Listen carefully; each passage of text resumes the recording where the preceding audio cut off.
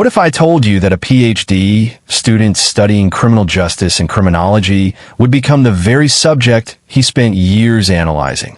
What if I told you that someone who understood the psychology of criminals, who studied their patterns and methods, would allegedly use that knowledge to commit one of the most shocking crimes in recent history? Tonight, we dive deep into a case that has captivated millions and left a community forever changed. The Idaho student murders that ended with Bryan Kohberger behind bars for life. But before we begin this journey into one of the most complex criminal cases of our time, I need you to do something. If you're drawn to the darker corners of human psychology, if you want to understand how investigations unfold and justice is served, then you're in the right place. Hit that subscribe button and ring the notification bell, because here at Dark Trail Files, we don't just tell stories, we uncover truth. We dig deeper than the headlines, beyond the surface, into the heart of cases that define our understanding of criminal behavior. Your subscription helps us continue bringing you the most thoroughly researched, carefully crafted true crime content on the platform. Now, let's dive into a story that will leave you questioning everything you think you know about the people around you. The story begins on a cold November night in 2022 in the college town of Moscow, Idaho. It's a place where students feel safe walking home alone, where doors are often left unlocked, and where the most serious crime is usually an underage drinking citation. But on November 13th, 2022, that sense of security would be shattered forever. Just weeks before that fateful night, life seemed full of promise for these young students. Madison Mogen had recently celebrated her 21st birthday, surrounded by friends who loved her infectious smile and vibrant spirit.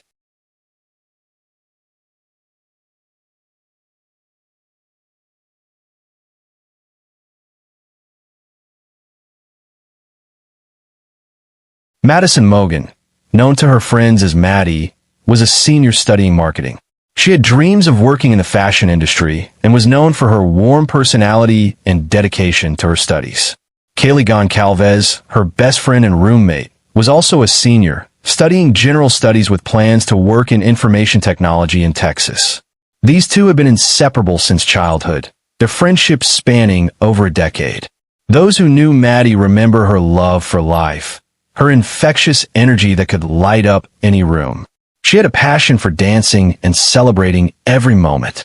Xana Kernodle, a junior studying marketing, was known for her kind heart and strong work ethic. She was dating Ethan Chapin, a freshman studying recreation, sport, and tourism management, who was visiting the house that weekend. Ethan was a member of the Sigma Chi fraternity and was beloved by everyone who met him for his gentle nature and genuine kindness. The house at 1122 King Road was a typical college rental, a three-story home where 6 students lived together. On the second floor lived Maddie and Kaylee in separate bedrooms, while Xana had a room on the third floor. 2 other roommates, Dylan Mortensen and Bethany Funk, lived on the first floor. On their final night, surveillance cameras captured what would become some of the last images of Kaylee and Maddie together, walking through downtown Moscow, unaware that these would be their final hours of freedom and joy.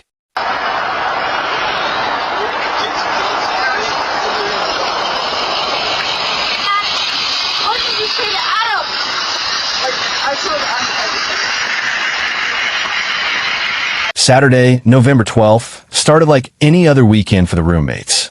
Kaylee and Maddie went out to a local bar called the Corner Club, where they spent time with friends, dancing, and enjoying what should have been a typical college Saturday night.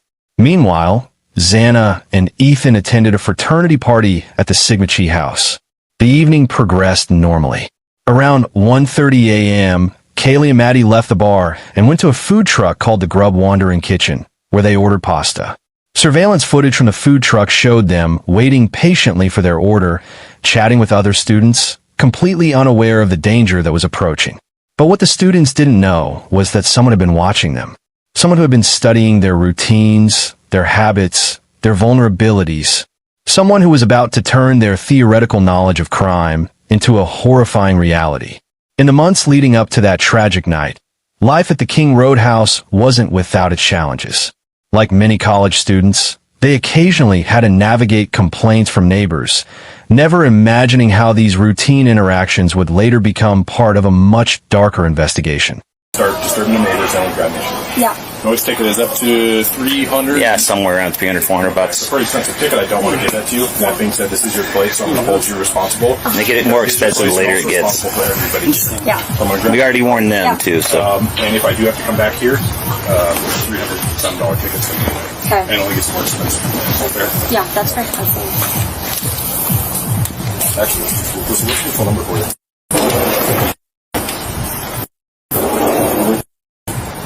Is this 1122 here? Yeah. Okay. I'd much rather you spend that $300 on beer or something fun than Yeah, a noise yeah. sticker, right? Yeah, thank you. I appreciate it. Yeah. That being said, warnings, don't do it again. Yep. I'd hate to come back in 2 hours and then have to. Turn the music down. Turn the music down. Hey guys, second time. I need somebody to come to the door. All right, we'll get someone to come to the door. Music stays off. Party's over. Yes, sir.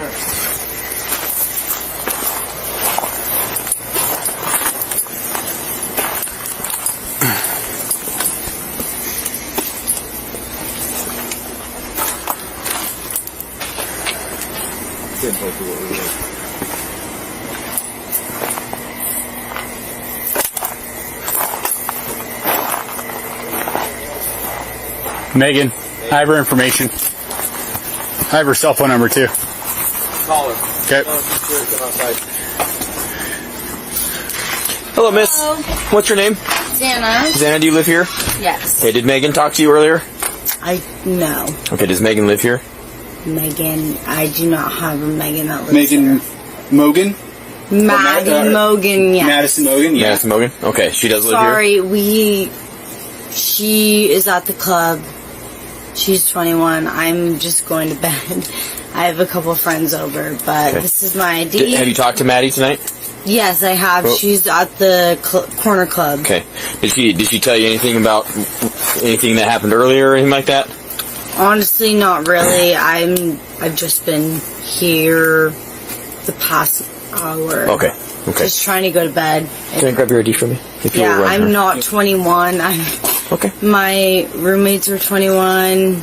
I just came to go to bed. We're not here to talk about the alcohol stuff, okay? Okay, yeah. But this is the second noise complaint we've had here tonight within 2 hours. I'm sorry about that. So this time it was the blonde gal and the guy on the back porch playing music, okay?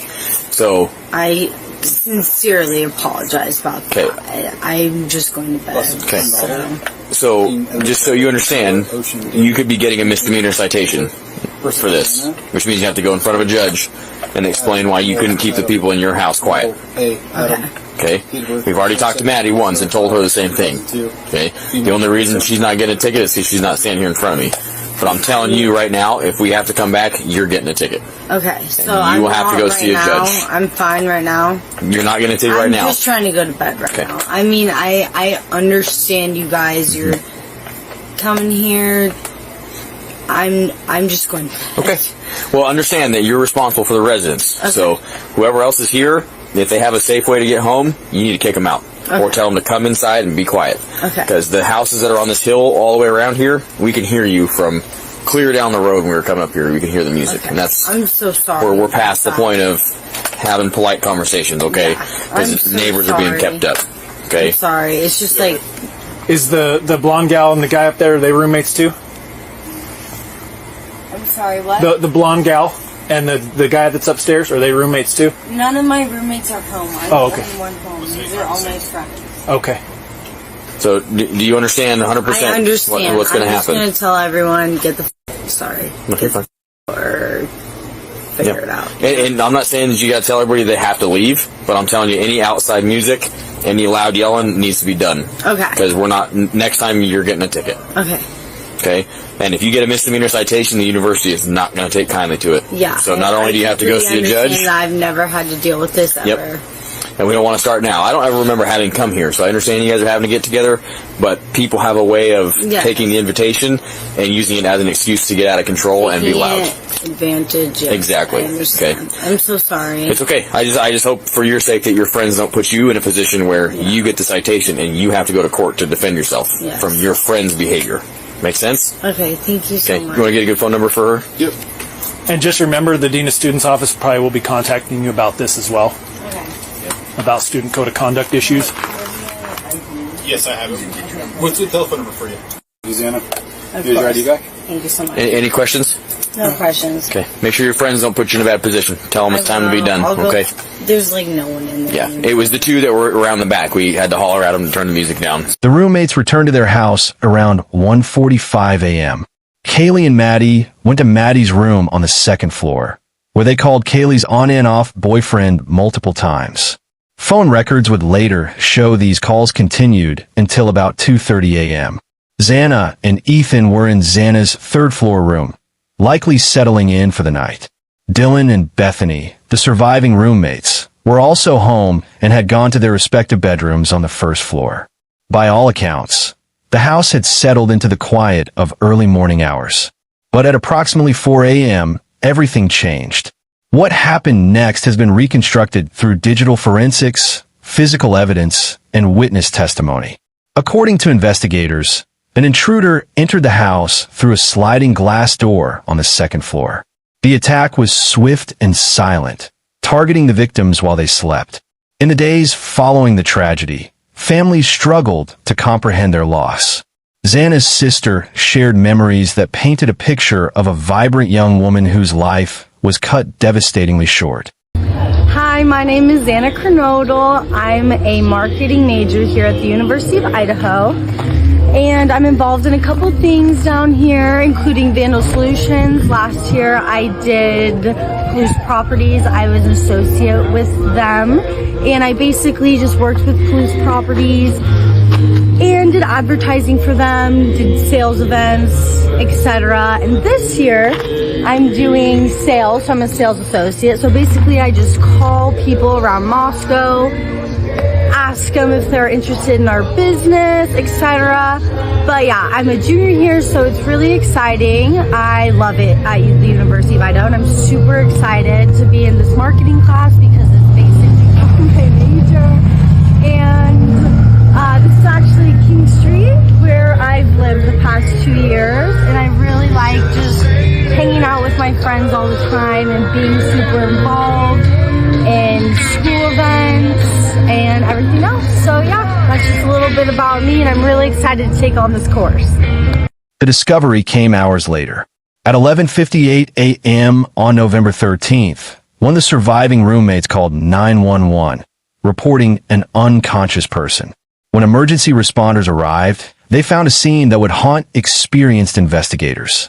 The 911 call that brought authorities to King Road that Sunday morning marked the beginning of one of the most intensive investigations in Idaho's history. 55 a.m. 42 seconds, November 13, 2022. 911 location of your emergency. Hi, something is happening. Something happened in our house. We don't know what. What is the address of the emergency? 1122.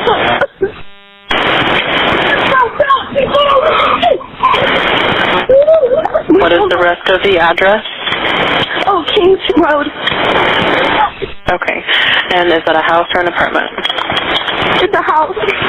Can you repeat the address to make sure that I have it right? I'll talk to you guys. We live at the White, so we're next to them. I need someone to repeat the address for verification. The address, 1122 King Road. And what's the phone number that you're calling from? What's your phone number?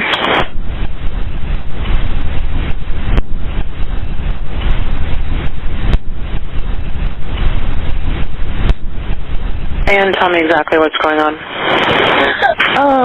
One of the roommates has passed out, and she was drunk last night, and she's not waking up. Okay. Oh, and they saw some man in their house last night. Yeah. Hi, I just... And are you with the patient? Okay, I need someone to keep the phone, stop passing it around. Can I just tell you what happened pretty much? What is going on currently? Is someone passed out right now?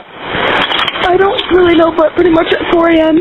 Okay, I need to know what's going on right now if someone is passed out. Can you find that out? Yeah, I'll come. Come on, but we gotta go check. But we have to.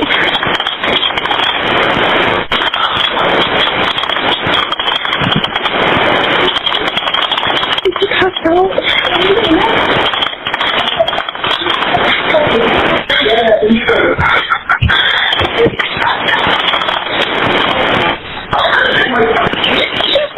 What's wrong? She's not waking up. Okay, one moment. I'm getting help started that way. Okay, thank you.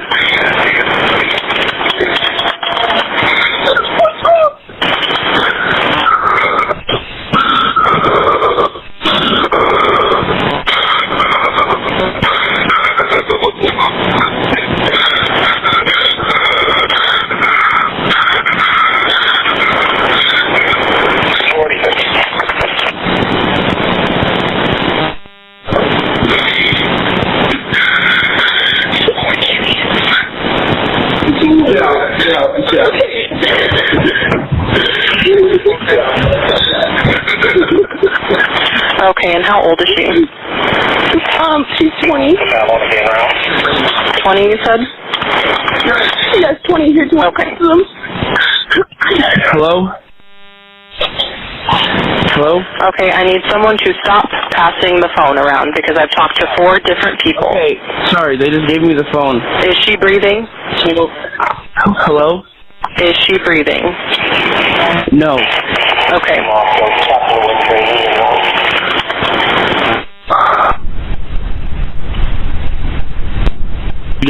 Talk to them, say. I can't talk to them. I need you to talk to them. Hello? Okay. I've already sent the ambulance and law enforcement. Stay on the line. If there is a defibrillator available, send someone to get it now and tell me when you have it. Say that again? There's a police here right now. Okay. If there's a defibrillator available, send someone to get it now and tell me when you have it. We don't have one. I think yes. Do you have a defibrillator? Yes, you have one. Are you talking to the officer? Yes. Okay, I'm going to let you go since he's there with you and can help you. Okay, thank you. For lives have been taken, Kaylee Goncalves, 21, Madison Mogen, 21, Xana Kernodle, 20, and Ethan Chapin, 20. Each had been attacked with what investigators determined was a large, fixed-blade knife. The coroner later ruled that some victims had defensive wounds, indicating they had fought for their lives. The investigation that followed was unprecedented in its scope and intensity. The Idaho State Police, working with the FBI and other agencies, processed over 4,000 tips, conducted hundreds of interviews, and collected thousands of pieces of evidence. But despite all this effort, for weeks the case seemed to have no clear direction.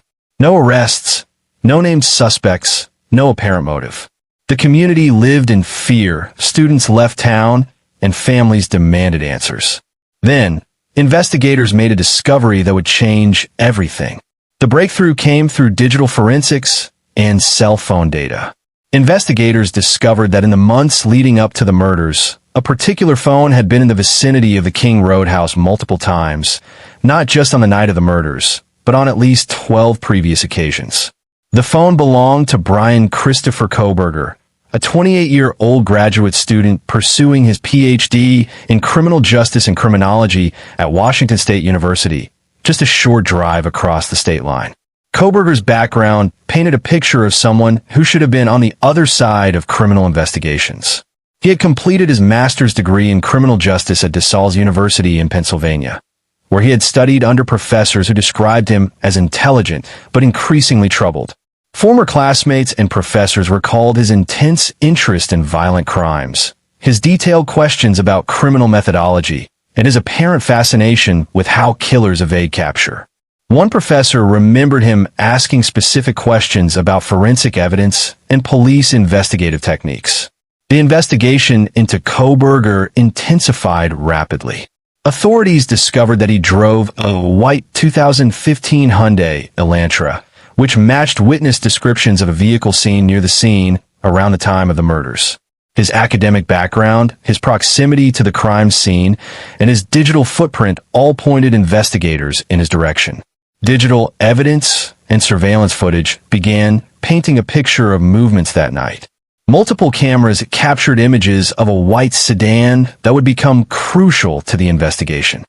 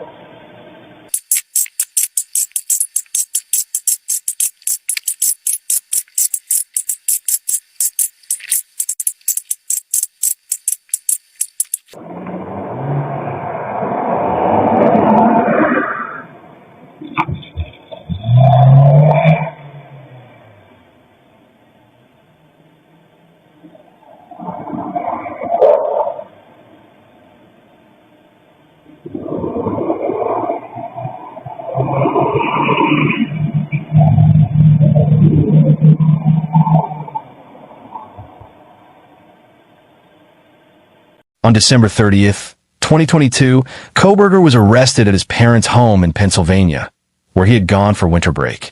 The arrest came after weeks of surveillance and careful evidence gathering by law enforcement agencies across multiple states.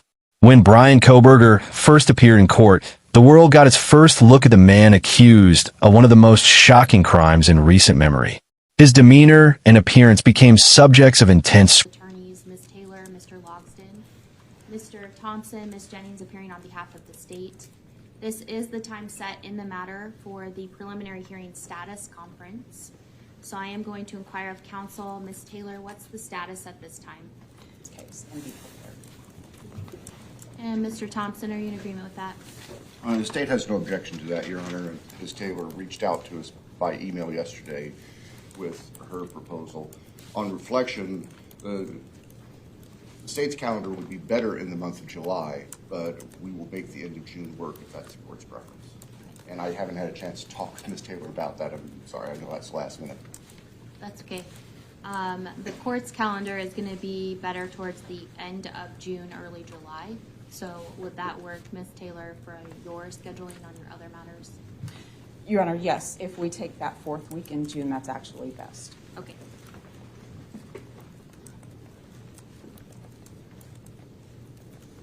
So, Mr. Kohberger, I need to speak to you for a moment then. Sir, you do understand, and Ms. Taylor, have you had enough time to speak with Ms. Taylor about your decision to waive your right to a speedy preliminary hearing? Yes. Do you need any additional time to do so? No. Then I will ask at this time, as to the 5 counts, felony counts that were charged in the criminal complaint that was filed on December 29th of 2022.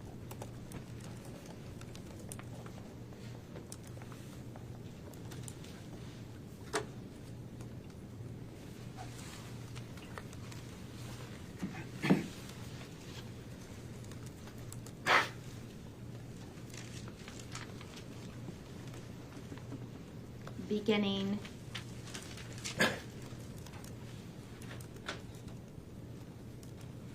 Monday, June 26th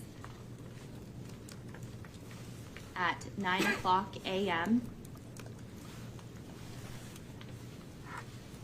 And I will go ahead and reserve the week, so June 26th to June 30th.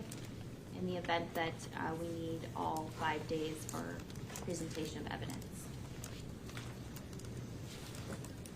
And just so counsel knows, it will begin at 9 a.m. each of those days. Is there anything further to address at this time in the case, Mr. Thompson? Not from the state's perspective, Your Honor, no. All right. Or Ms. Taylor? No, Your Honor. Okay. Mr. Kohberger, then you will be remanded into custody on your same no bail at this point in time, pending further proceedings. Again, we'll send notice out to counsel, and we will be in recess for this morning. Thank you. The evidence against Kohberger appeared substantial. DNA evidence allegedly linked him to the crime scene. His cell phone data placed him in the area multiple times before the murders and showed his phone connecting to cell towers near the house in the early morning hours of November 13th. Additionally, investigators found that Kohberger had been following the victims on social media and had made multiple trips to Moscow in the months before the attack. His graduate studies had included research into criminal behavior and investigative techniques, knowledge that prosecutors argued he used to plan and attempt to cover up his crimes. But the case that seemed so straightforward was about to take several unexpected turns.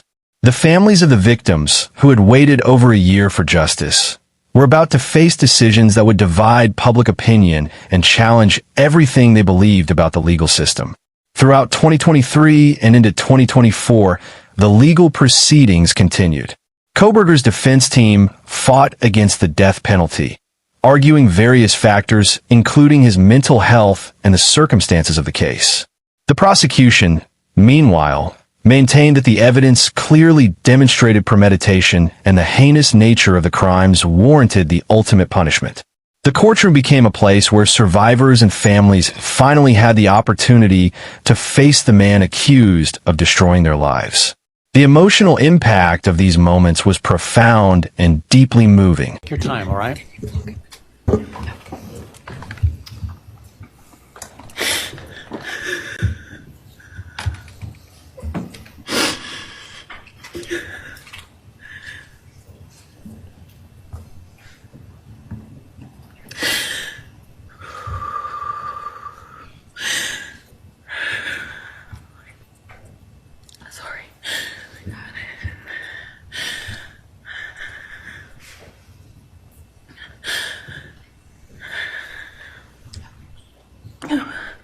Thank you, Your Honor. What happened that night changed everything. Because of him, 4 beautiful, genuine, compassionate people were taken from this world for no reason.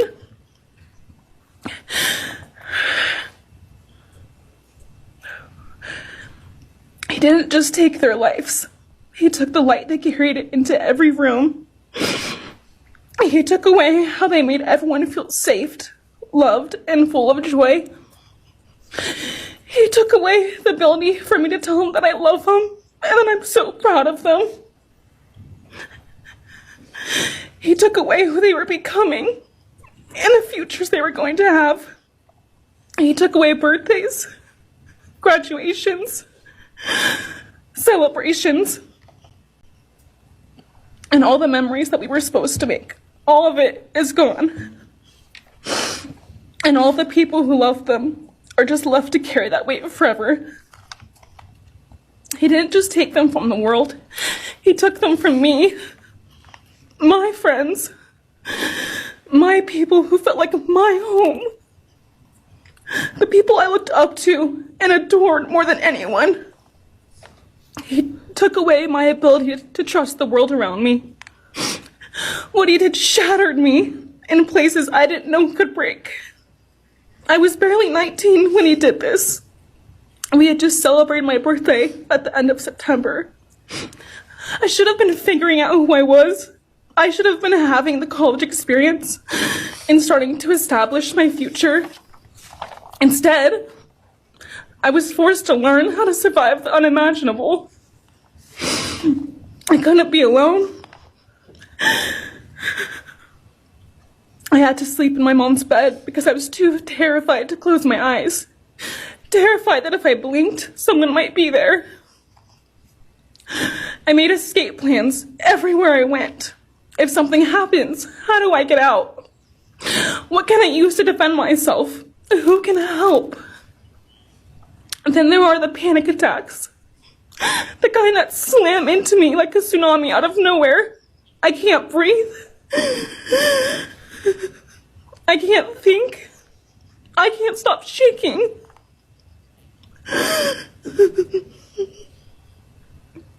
All I can do is scream. The emotional grief is too much to handle. My chest feels like it's caving in. Sometimes I drop to the floor with my heart racing, convinced something is very wrong. It's far beyond anxiety. It's my body reliving everything over and over again. My nervous system never got the message that it is over, and it won't let me forget what he did to them. People call me strong. They say I'm a survivor, but they don't see what my new reality looks like. They don't see the panic attacks, the hypervigilance, the exhaustion, the way I scan every room I enter, the way I flinch at sudden sounds. They don't know how heavy it is to carry so much pain and still be expected to keep going, and that's because of him. He stole parts of me I may never get back. He took the version of me who didn't constantly ask, what if it happens again? What if next time I don't survive?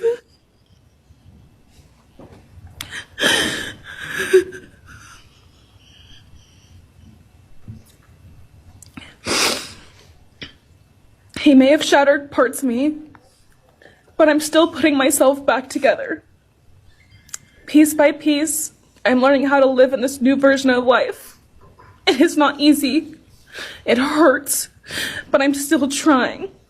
Still trying, and I'm not trying just for me. I'm trying for them, my friends. About a year ago, I had a dream about them. I got to say goodbye. I told them I won't be able to see you again, so I need to tell you goodbye. They all kept asking why, and all I could say was, I can't tell you, but I have to. When I woke up, I felt shattered and heartbroken, but also strangely grateful. Like maybe in some way that dream gave us the goodbye we never got. Still, no dream can replace them, and no goodbye will ever feel finished. He is a hollow vessel, something less than human. A body without empathy, without remorse. He chose destruction. He chose evil. He feels nothing. He tried to take everything from me. My friends, my safety, my identity, my future. He took their lives, but I will continue trying to be like them, to make them proud. Living is how I honor them. Speaking today is to help me find some sort of justice for them. And I will never let him take that from me. He may have taken so much from me, but he will never get to take my voice. He will never take the memories I had with them. He will never erase the love we shared, the laughs we had, or the way they made me feel seen and whole. Those things are mine. They are sacred, and he will never touch them. I get to feel sadness. I get to rage. I get to feel joy even when it's hard. I get to feel love even when it hurts. I get to live. And while I will still live with this pain, at least I get to live my life. He will stay here, empty, forgotten, and powerless. The families of the victims remained divided on the appropriate punishment. Some sought the death penalty, believing it was the only just outcome for such heinous crimes. Others, exhausted by the lengthy legal process and uncertain about the years of appeals that would follow a death sentence, began to consider alternatives. Steve Goncalves, Kaylee's father, became one of the most vocal advocates for his daughter and the other victims. His confrontations in court revealed the raw pain of a parent seeking justice for his child.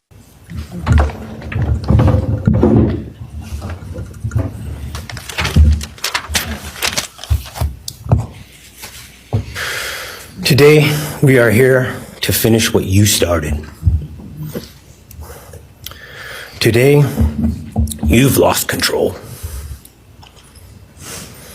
Today, we are here to prove to the world that you picked the wrong families.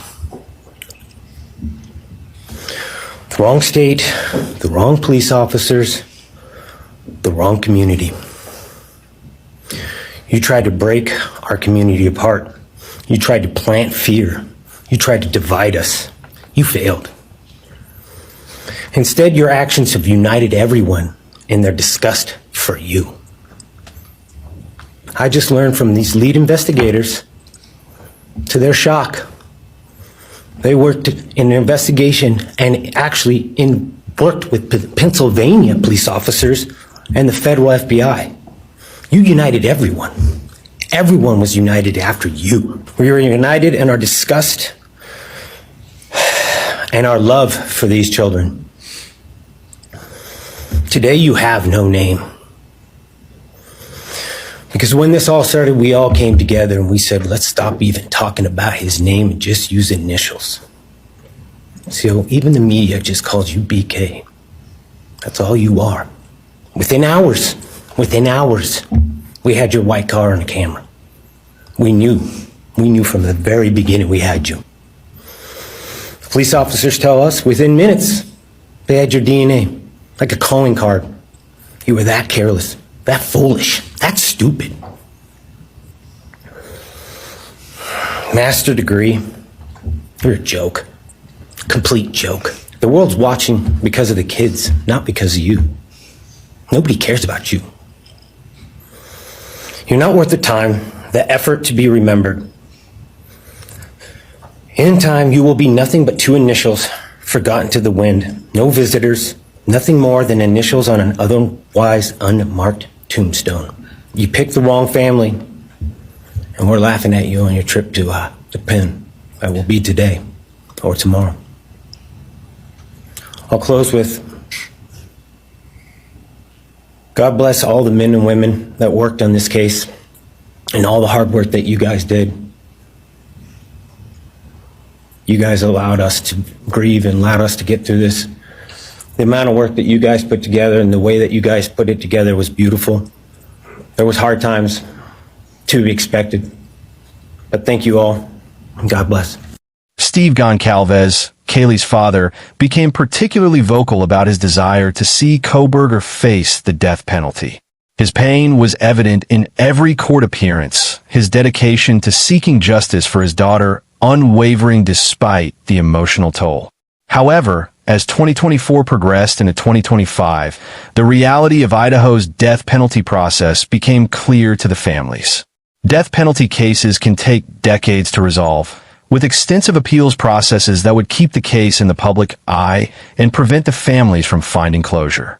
Then, in early 2025, something unexpected happened. Behind closed doors, negotiations began between the prosecution and defense that would ultimately change the entire trajectory of the case. In July 2025, Bryan Kohberger made a decision that surprised many observers. He accepted a plea agreement that would spare him from the death penalty in exchange for pleading guilty to all charges against him.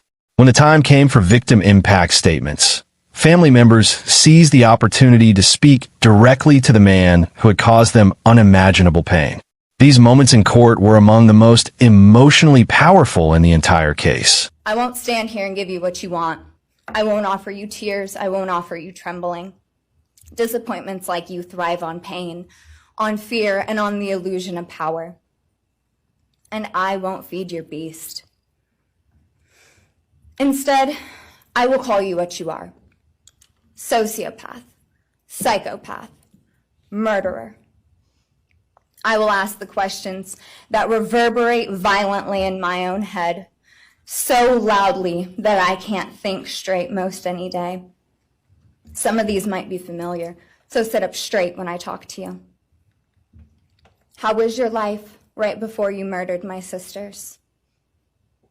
Did you prepare for the crime before leaving your apartment? Please detail what you were thinking and feeling at this time. Why did you choose my sisters? Before making your move, did you approach my sisters? Detail what you were thinking and feeling. Before leaving their home, is there anything else you did? How does it feel to know the only thing you failed more miserably at than being a murderer is trying to be a rapper?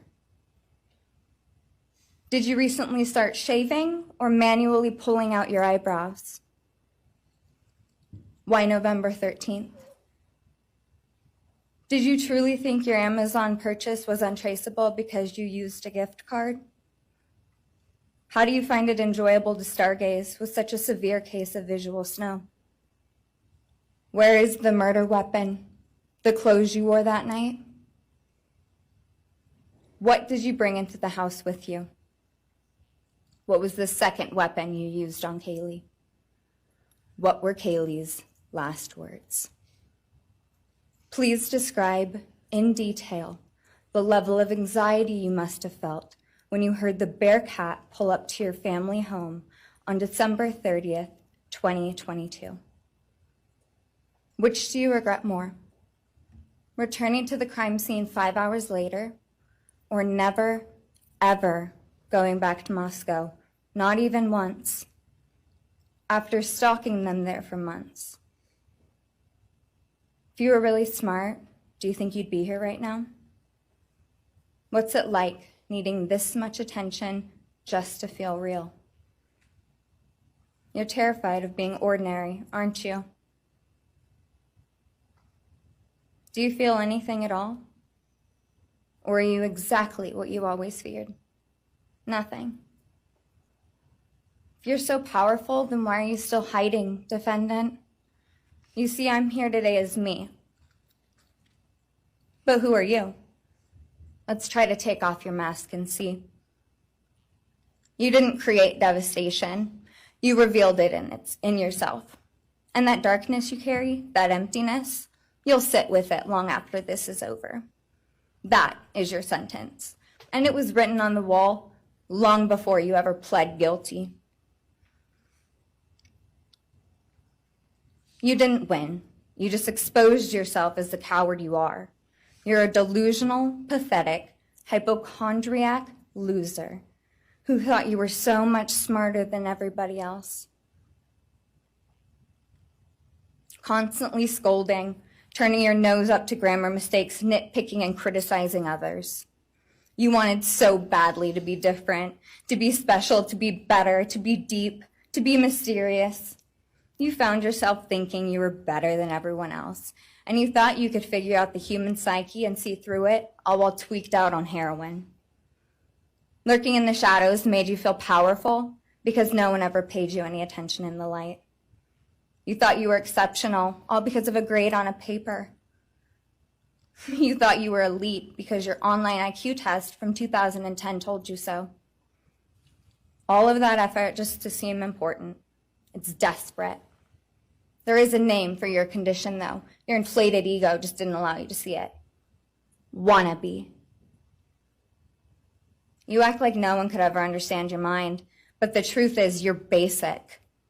You're a textbook case of insecurity disguised as control. Your patterns are predictable. Your motives are shallow. You are not profound. You're pathetic. You aren't special or deep, not mysterious or exceptional. Don't ever get it twisted again. No one is scared of you today.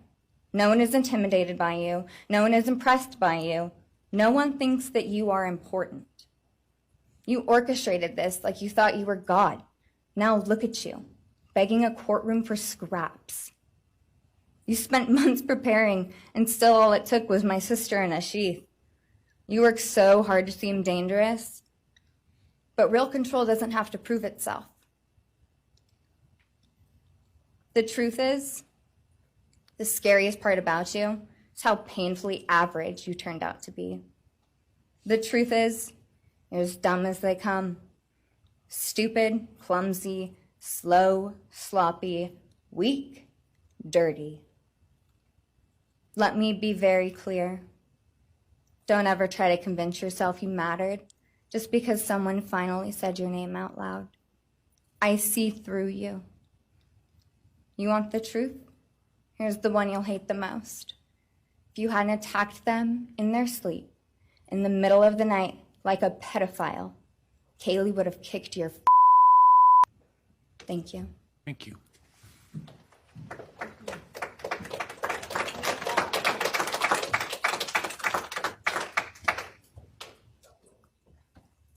On July 23, 2025, Kohberger was sentenced to 4 consecutive life sentences without the possibility of parole, plus an additional 10 years for burglary. The plea agreement meant that he would spend the rest of his life in prison, with no chance of ever being released. The family's reactions to the plea deal were mixed. Some felt relief that the lengthy legal battle was over and that Kohberger would never walk free again. Others, particularly Steve Goncalves, expressed disappointment that the death penalty was taken off the table. During the sentencing hearing, family members delivered impact statements that revealed the profound and lasting impact of these crimes. They spoke about the dreams that would never be fulfilled, the milestones that would never be celebrated, and the immeasurable void left by the loss of Kaylee, Maddie, Xana, and Ethan. The case revealed several troubling aspects about how dangerous individuals can hide in plain sight. Kohberger's academic background in criminal justice meant he understood police procedures, forensic techniques, and investigative methods.